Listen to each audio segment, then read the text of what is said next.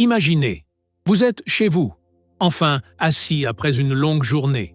Vous avez dîné, peut-être quelque chose de simple et équilibré, rien de trop épicé ou lourd. Et pourtant, alors que vous vous détendez sur le canapé ou que vous vous glissez dans votre lit, la voilà de nouveau. Cette brûlure lente et insidieuse monte de votre estomac jusqu'à votre poitrine. C'est comme un feu qui vous lèche la gorge. Vous avalez, essayant de l'ignorer. Vous changez de position, espérant que ça passe. Mais non, elle persiste, elle vous mord, elle vous empêche de dormir. Encore, pour des millions d'adultes entre 35 et 65 ans, ce n'est pas un désagrément occasionnel. C'est un combat quotidien. Pire encore, la plupart ignorent pourquoi cela persiste. Ils ont réduit leur consommation de fast-food. Ils boivent moins de café. Certains ont même arrêté de manger tard le soir. Mais cette sensation désagréable de pression, ce goût acide au fond de la bouche, cette sensation de chaleur dans la poitrine, ça revient sans cesse. Pas seulement après un repas copieux, parfois même après un encas soi-disant sain, parfois même après un fruit. Voilà ce qui fait le plus mal. Beaucoup de gens essaient de faire le bon choix.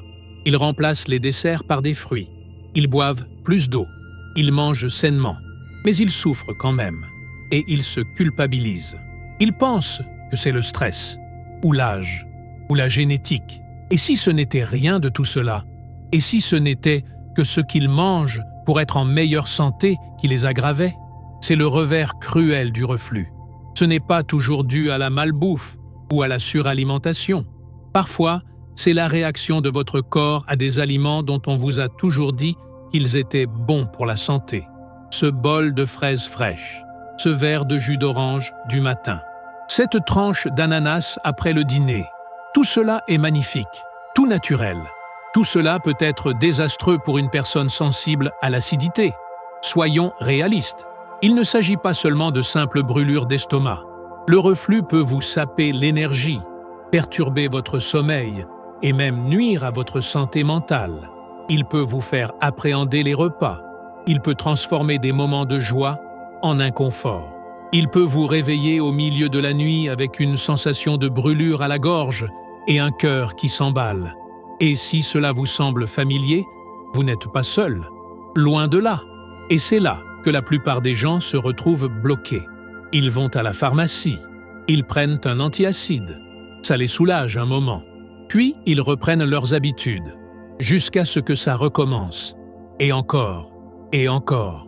Ils ne se demandent jamais si les aliments qu'ils pensent efficaces n'alimentent pas lentement le problème.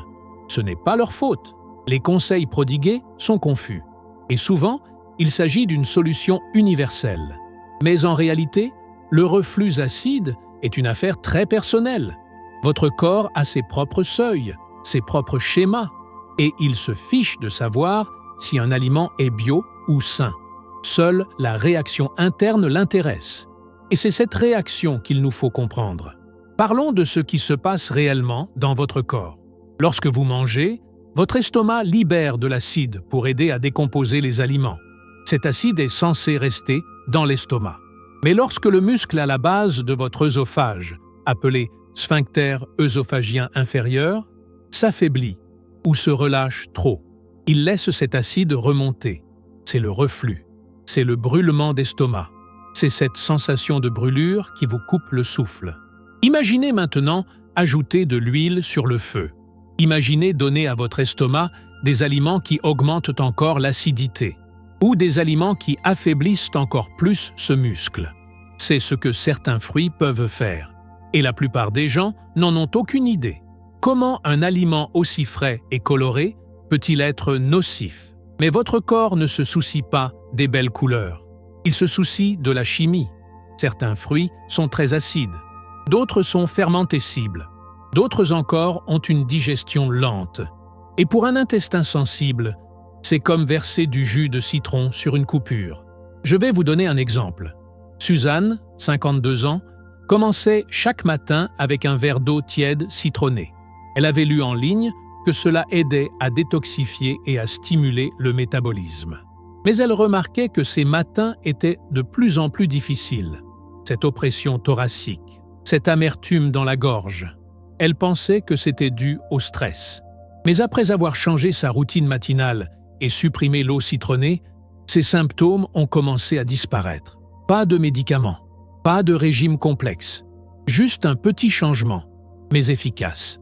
Voilà à quel point le reflux peut être sournois. Il se cache derrière des habitudes qui nous font du bien. Ça a l'air vrai. Mais en commençant à faire le lien, on comprend que le soulagement ne vient pas forcément d'une pharmacie. Parfois, il vient de la prise de conscience, de l'écoute, de la remise en question des automatismes que nous faisons chaque jour. Vous vous demandez peut-être pourquoi les médecins ou les nutritionnistes ne mentionnent pas toujours ces choses. En réalité, la plupart des recommandations se limitent à des généralités. Évitez les aliments épicés. Réduisez votre consommation de caféine. Ne vous allongez pas après les repas. Mais personne ne parle de la salade de fruits, ni de la tomate dans votre sandwich, ni de la poignée de fraises que vous grignotez après le dîner, pensant faire plaisir à votre corps. Mais votre corps le sait. Il le sait toujours. Et il essaie constamment de vous le dire par des symptômes, par l'inconfort, par cette brûlure lancinante que vous ressentez en essayant de profiter d'une soirée paisible, cette sensation que quelque chose ne va pas, même si vous faites de votre mieux. Si vous avez déjà ressenti cela, sachez-le, vous n'imaginez rien, vous n'êtes pas faible. Et ce n'est pas seulement dans votre tête, votre corps parle, fort, et il est temps de l'écouter avec attention, sans crainte. Alors voici ce que je vous invite à faire. Si vous vous sentez bloqué, frustré, voire désespéré face à vos symptômes de reflux, prenez un instant, respirez profondément, repensez à ce que vous avez mangé récemment, pas seulement les choses évidentes, mais aussi celles que vous pensiez sans danger. Demandez-vous comment vous vous êtes senti après, car les indices sont là. Et une fois que vous apprenez à les repérer, tout commence à changer. Et si ça vous parle un tant soit peu, faites quelque chose de simple, mais efficace. Dès maintenant, abonnez-vous pour ne rien manquer de ce genre d'article. Et dites-le moi dans les commentaires. Avez-vous déjà eu l'impression qu'une activité saine vous faisait en réalité vous sentir plus mal? Parlons-en. Vous n'êtes pas seul. Pas ici. Vous faites de votre mieux. Vous avez changé. Vous avez éliminé les fritures, diminué votre consommation de café, renoncé aux sauces lourdes et aux plats à emporter trop gras. Vous buvez plus d'eau, faites des promenades le soir et peut-être même avez-vous commencé à lire les étiquettes de tout ce que vous achetez. Mais quelque chose cloche toujours. Cette brûlure familière revient sans cesse, parfois subtile, parfois insupportable. Et quand vous pensez à vos repas, rien de évident à blâmer. Pas de fast-food, pas de soda, pas de flocons de piment rouge, juste un simple encas, un fruit, quelque chose de sucré, quelque chose de léger, quelque chose de sain. Mais voici la vérité dérangeante. Tous les fruits ne sont pas bons à prendre, surtout si vous souffrez de reflux acide ou de brûlures d'estomac fréquentes. En fait, certains fruits agissent comme de véritables bombes acides dans votre organisme. Ils ont l'air frais, ils sentent bon et vous donnent l'impression de faire quelque chose de bien. Mais dès qu'ils atteignent votre estomac, ils peuvent déclencher une réaction en chaîne qui déséquilibre tout votre système digestif. Commençons par l'un des coupables les plus trompeurs, l'ananas, tropical, juteux, rafraîchissant, mais aussi l'un des fruits les plus acides que l'on puisse manger. Il contient une enzyme appelée bromélaïne, qui, en petite quantité, peut faciliter la digestion. Mais chez les personnes à l'estomac sensible, elle a souvent l'effet inverse. Combiné à sa forte acidité, l'ananas peut irriter la paroi de l'œsophage, surtout lorsqu'il est consommé cru ou en grande quantité. Ce simple smoothie à l'ananas du matin ou quelques tranches au déjeuner pourrait bien être la cause même de votre malaise de l'après-midi. Et la plupart des gens n'en ont aucune idée. Et puis, il y a l'orange, symbole de santé, vitamine C, stimulant du système immunitaire, rituel matinal, mais aussi déclencheur fréquent de reflux. Les oranges, tout comme les pamplemousses et les mandarines, regorgent d'acide citrique. Cet acide augmente la production d'acide gastrique et détend le sphincter œsophagien inférieur, la valve censée retenir l'acide dans l'estomac. Lorsque cette valve se relâche trop, l'acide remonte là où il ne devrait pas. Et soudain, votre petit déjeuner équilibré se transforme en une journée d'oppression thoracique et de gouttes amères dans la gorge. Imaginez maintenant commencer votre journée avec un verre de jus d'orange à jeun. Pas de fibres, juste de l'acide pur. Cela semble être un bon départ, mais ce n'est peut-être que le début d'une longue journée de reflux dont vous souffrirez jusqu'au coucher. Le citron est un autre aliment sournois. Il est plébiscité dans les communautés bien-être depuis des années. Eau chaude citronnée le matin, thé détox, vinaigrette. Mais le citron est intensément acide, encore plus que l'orange. Et si vous en consommez quotidiennement, surtout le matin, votre estomac risque d'être constamment attaqué, sans même que vous vous en rendiez compte. On dit souvent que le citron est alcalin une fois digéré. C'est partiellement vrai et cela varie selon les individus. Pour les personnes souffrant de reflux acide, il est rarement efficace. En fait, il peut être le déclencheur qui transforme un léger inconfort en inflammation chronique. Et n'oublions pas les tomates. Oui, techniquement, c'est un fruit. Et oui, un aliment de base dans presque toutes les cuisines.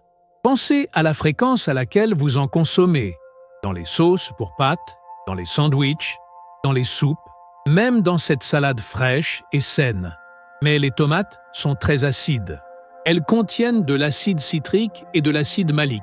Et dans certains cas, même les sucres naturels des tomates peuvent fermenter et produire des gaz dans l'estomac, augmentant la pression et refoulant l'acide vers le haut.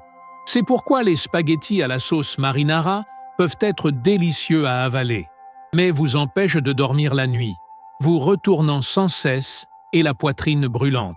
Parlons maintenant des fraises. Elles semblent inoffensives, sucrées, légères, belles. Mais elles aussi possèdent une bonne acidité naturelle. Et voilà le hic. Beaucoup de gens les consomment en pensant choisir un encas sain et faible en calories. Mais surtout lorsqu'elles sont associées à d'autres aliments acides ou à jeun, les fraises peuvent irriter le tube digestif. Sans compter qu'elles sont souvent consommées avec du yaourt, qui, chez certaines personnes, peut aussi déclencher des reflux s'il est riche en matières grasses ou contient des sucres ajoutés. Puis vient la mangue, douce, luxuriante, réconfortante. Mais pour les personnes souffrant de reflux, c'est plus compliqué. La mangue est moins acide que les agrumes, mais elle est riche en sucre naturel, surtout lorsqu'elle est bien mûre.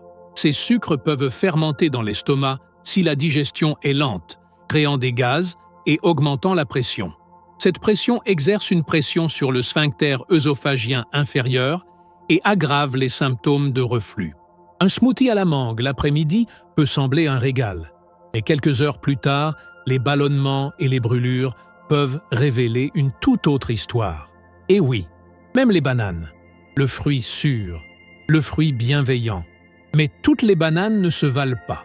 Certaines personnes supportent mieux la banane massa ou les plantains, mais des variétés comme la banane nanica ou les bananes trop mûres peuvent déclencher des symptômes chez les personnes sensibles. Elles fermentent rapidement, surtout si vos enzymes digestives sont déjà affaiblies. Chez les personnes déjà rassasiées ou ballonnées, cette fermentation supplémentaire peut faire remonter tout le contenu gastrique, y compris l'acide gastrique.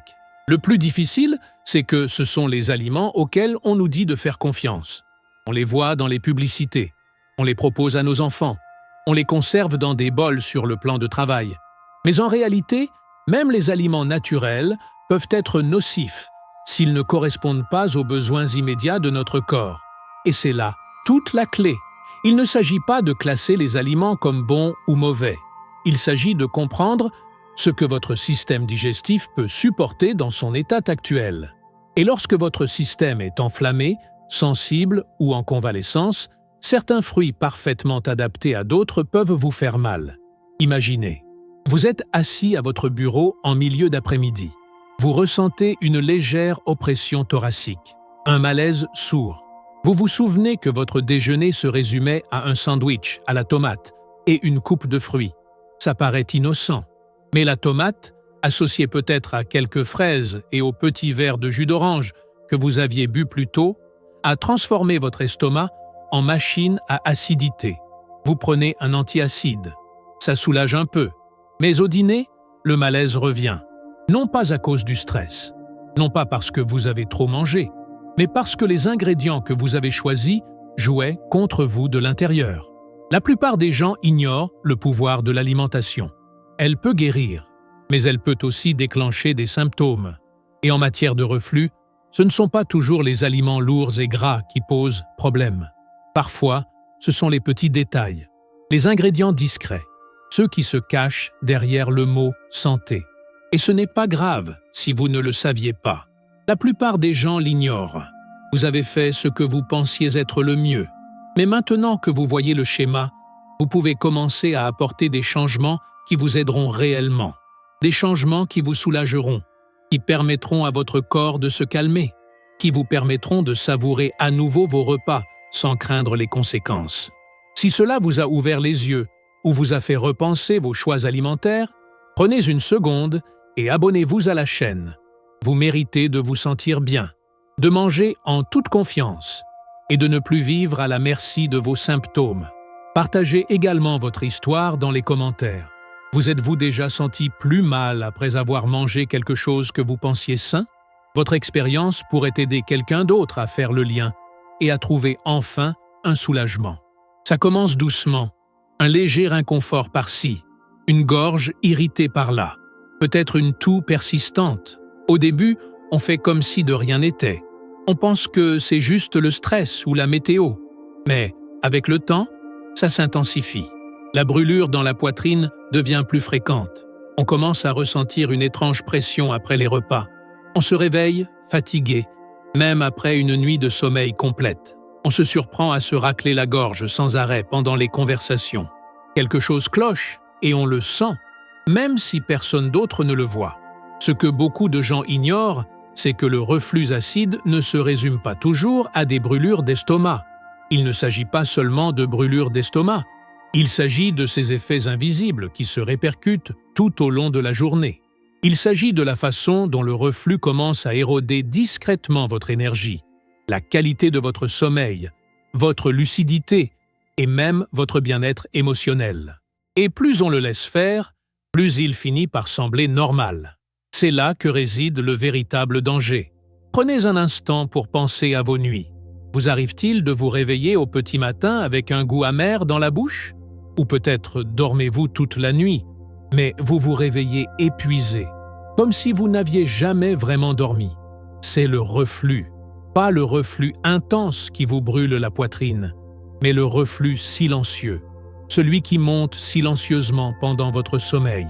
Il peut remonter dans votre gorge, irriter vos cordes vocales et même provoquer des micro-réveils qui perturbent votre cycle de sommeil sans que vous vous en souveniez.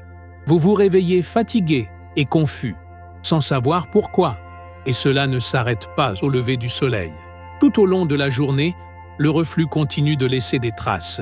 Vous vous sentez peut-être ballonné après un simple repas. Vous ressentez peut-être une oppression thoracique, un essoufflement, voire une boule persistante dans la gorge. Ce sont autant de moyens par lesquels votre corps tente de faire face à une irritation interne persistante. Et lorsque cet inconfort devient une épreuve quotidienne, il sape votre patience, votre concentration et votre humeur. Pensez-y, votre système digestif est intimement lié à votre système nerveux. Lorsque vos intestins sont enflammés, votre cerveau le reçoit. Cet inconfort signale du stress. Ce stress déclenche une production accrue d'acide qui alimente le reflux. Et le cycle continue. Vous vous sentez nerveux, agité, plus réactif aux petites choses.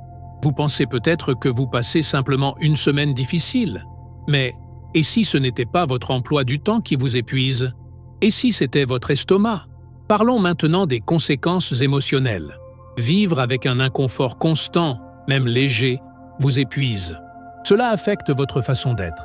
Vous annulez des projets parce que vous ne vous sentez pas bien. Vous évitez certains aliments, non pas parce que vous ne les aimez pas, mais par peur des conséquences. Vous commencez à remettre en question chaque bouchée.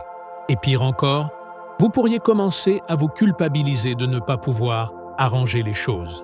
C'est là que tant de gens se retrouvent bloqués. Ils se croient faibles. Ils pensent qu'il suffit de tenir le coup. Mais ce n'est pas une question de volonté. Il s'agit de comprendre la racine du problème et d'apporter à son corps le soutien nécessaire à sa guérison.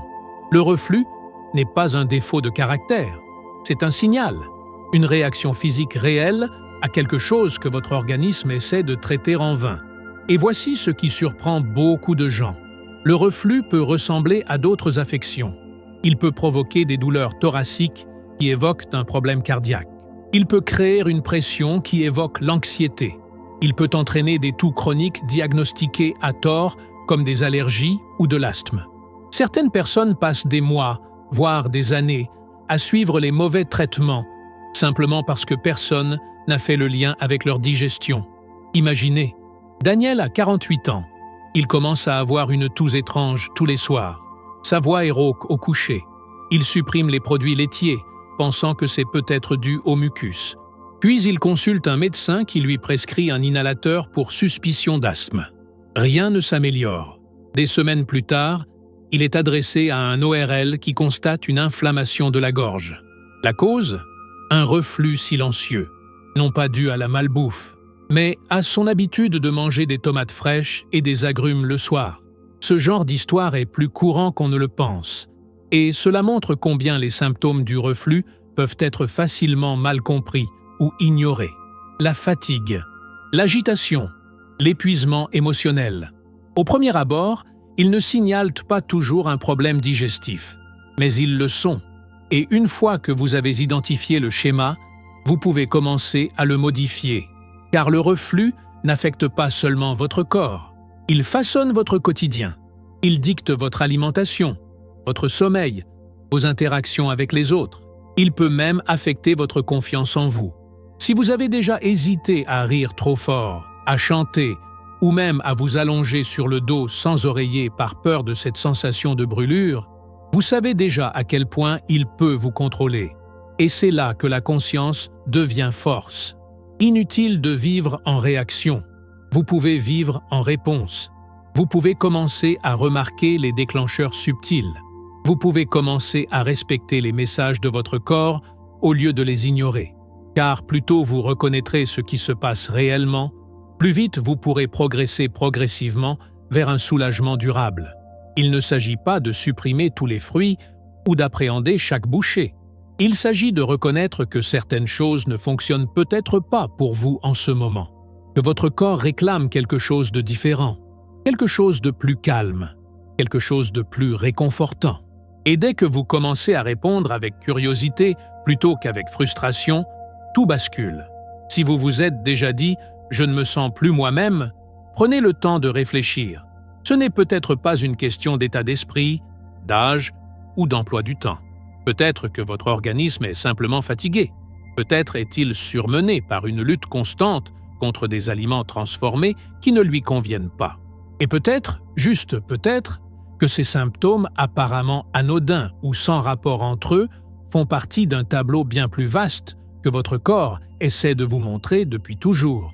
Si vous vous sentez écouté, en ce moment, je vous invite à rejoindre cet espace en vous abonnant à la chaîne. C'est ici que nous parlons honnêtement de ce qui se passe en nous. Nous troquons le blâme contre la compréhension.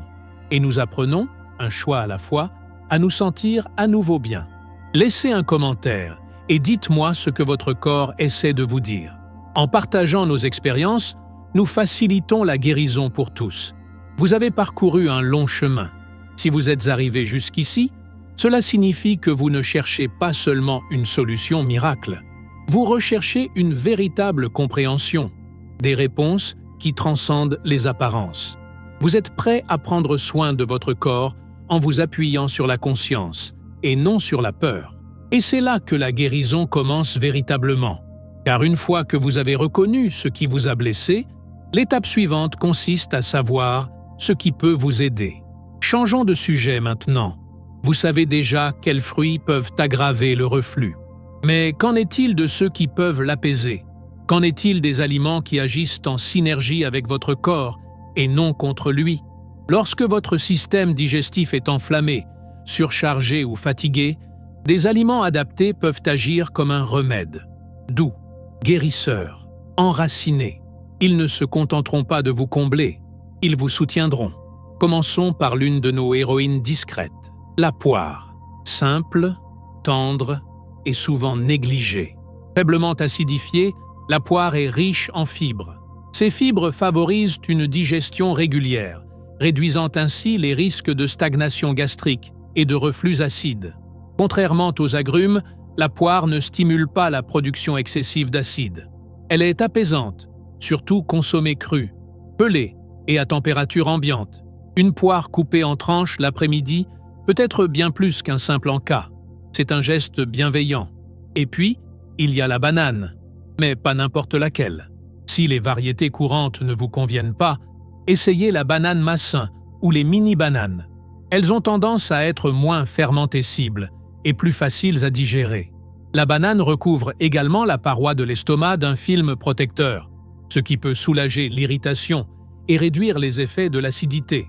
Transportable, pratique, elle compte souvent parmi les fruits les plus sûrs pour les personnes à la digestion sensible. Imaginez maintenant une tranche fraîche de melon miel ou de cantaloupe. Ces melons sont incroyablement hydratants et leur pH est plutôt alcalin. Ils peuvent donc aider à équilibrer l'excès d'acidité. Ils se digèrent facilement et procurent une sensation de légèreté. Mangez-les lentement.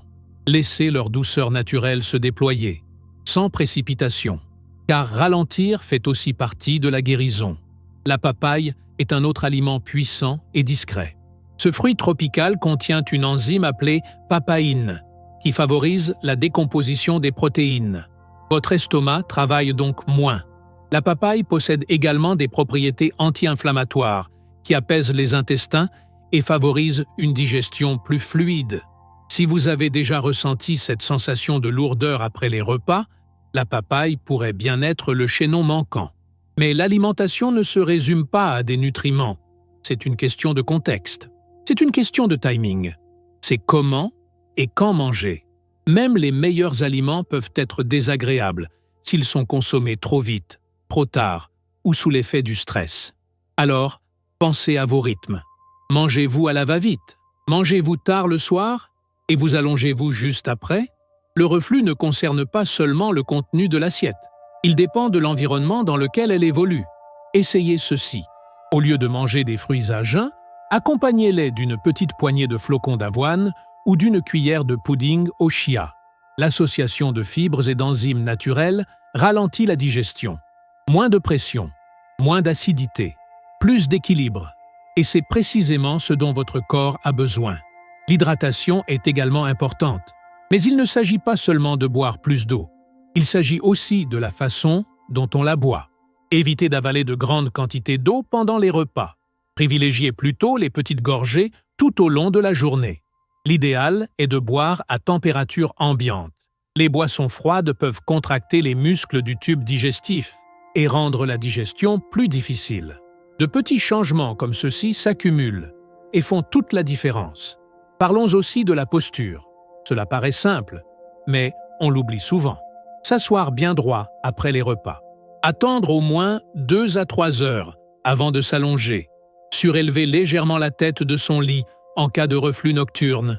Ces ajustements peuvent paraître anodins, mais ils permettent à votre corps de faire ce qu'il est censé faire. Se régénérer, guérir, régénérer.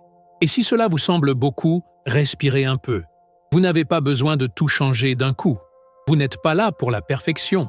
Vous êtes là pour progresser. Et le progrès se fait petit à petit. Chaque choix que vous faites est une conversation avec votre corps. Lorsque vous l'écoutez, lorsque vous répondez avec bienveillance, votre corps vous écoute en retour. Il vous montre, par son confort et sa facilité, qu'il est de votre côté. Il ne s'agit pas de se restreindre. Il s'agit de se restaurer. S'offrir des aliments qui nous font du bien, créer des routines qui nous soutiennent plutôt que de nous saboter, faire confiance à son instinct et se rappeler que notre corps aspire au bien-être autant que nous. Il n'est pas brisé, il communique. Alors, prenez un moment et remerciez-vous d'être curieux, d'avoir approfondi votre recherche, de vouloir plus qu'un simple soulagement temporaire. Cet état d'esprit à lui seul vous mènera plus loin que n'importe quel régime. Car lorsque vous commencez à prendre soin de votre corps comme d'un être cher, tout change. Et si ce message vous a touché, continuez. Abonnez-vous à la chaîne. Activez les notifications, car ce qui suit est tout aussi important que ce que vous avez déjà appris. Et ne gardez pas ce chemin pour vous. Partagez votre histoire dans les commentaires. Quels aliments vous ont aidé à vous sentir mieux? Quels changements vous ont soulagé? Votre expérience pourrait être la lumière que quelqu'un recherche. De tout cœur, merci d'être là, d'avoir choisi de vous-même, d'avoir choisi de guérir. On se retrouve dans la prochaine vidéo. Elle vous attend juste ici, sur l'écran. Cliquez dessus quand vous serez prêt. Vous n'êtes pas seul sur ce chemin. Plus maintenant.